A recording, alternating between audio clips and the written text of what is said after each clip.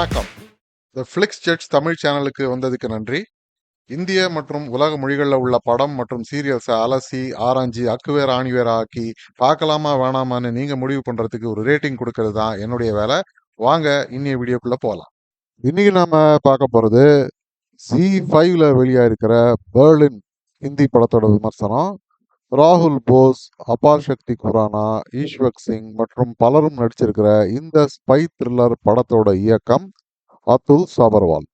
Spy த்ரில்லர்னா இந்த James Bond, Mission Impossible, Tiger Zinda Hai மாதிரி மசாலா த்ரில்லர் இல்லை இது. இதுல ஆக்ஷன்லாம் எதுவும் இருக்காது, வெறும் டயலாக்ஸ் தான். Slow burn. இந்த ஸ்பை நாவல்ஸ் படிச்சவங்களுக்கெல்லாம் தெரியும், இது ஒரு தனி ஜான்ரா. டயலாக்ஸ்லயே கொஞ்சம் கொஞ்சமா கதை, சூழ்ச்சிகள், பாத்திரங்களை விவரமா சொல்லுவாங்க. டென்ஷன் கொஞ்சம் கொஞ்சமா ஏறும், குழப்பம் அதிகமாகி அப்புறமா தெளிவு கிடைக்கும். இந்த ஜான்ரால வந்த ஒரு நல்ல படம் தான் இந்த பெர்லின். கதை ஏர்லி 1990ஸ்ல டெல்லியில் நடக்குது. புஷ்கின் வர்மா ஒரு சைன் லாங்குவேஜ் எக்ஸ்பர்ட். இவர் காது கேட்காத சிறுவர்களுக்கு பாடம் நடத்துகிற ஒரு கவர்மெண்ட் டீச்சர். திடீர்னு ஒரு நாள் ஐபிலேருந்து இவரை வேலைக்கு கூப்பிட்றாங்க. அதாவது ஐஎஸ்ஐ மாதிரி ஏதோ ஒரு வெளிநாட்டு உளவுத்துறைக்கு வேலை செஞ்ச ஒரு ஆள் அசோக் அப்படிங்கிற ஒருத்தனை பிடிச்சு வச்சிருக்காங்க. ஆனால் அவனுக்கு பிறவியிலேருந்தே காது கேட்காது. அவனை விசாரிக்கிறதுக்கு சைன் லாங்குவேஜ் எக்ஸ்பர்ட் ஒருத்தர் வேணும். கேஸ் ஆஃபீஸர் சோந்திங்கிறவர் ராகுல் போஸ் தான் இந்த பாத்திரத்தில் நடிச்சிருப்பாரு. நம்ம நாட்டுக்கு வரப்போற ரஷ்ய அதிபரை கொலை செய்யற சதி ஒன்று நடக்கிறதா வர அவருக்கு ஒரு சந்தேகம். ஆனா விசாரிக்க புஷ்கின் வர்மாவே இந்த கேஸுக்குள்ள இழுக்கப்படுறாரு. அவர் உயிருக்கே ஆபத்து வேற வருது.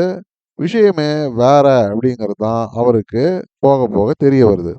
இதுக்கு மேல என்ன நடக்குது, இதுதான் படத்தோட மீதி கதையே. படத்தோட மெயின் ஸ்ட்ரென்த்தே இது படமாக்கப்பட்ட விதம் தான்.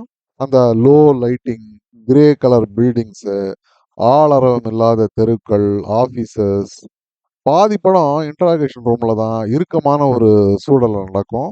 இதெல்லாம் சேர்ந்து ஸ்பை படத்தோட அட்மாஸ்பியரை ரொம்ப அழகா கேப்சர் செஞ்சிருக்காங்க இந்த படத்துல.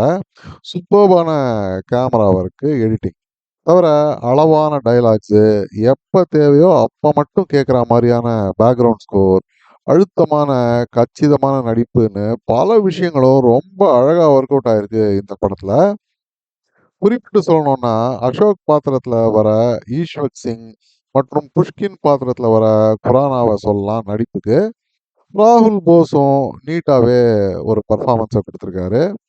குறைன்னு சொல்லணும்னா கதை ஓரளவுக்கு மேல போக மாட்டேங்குது.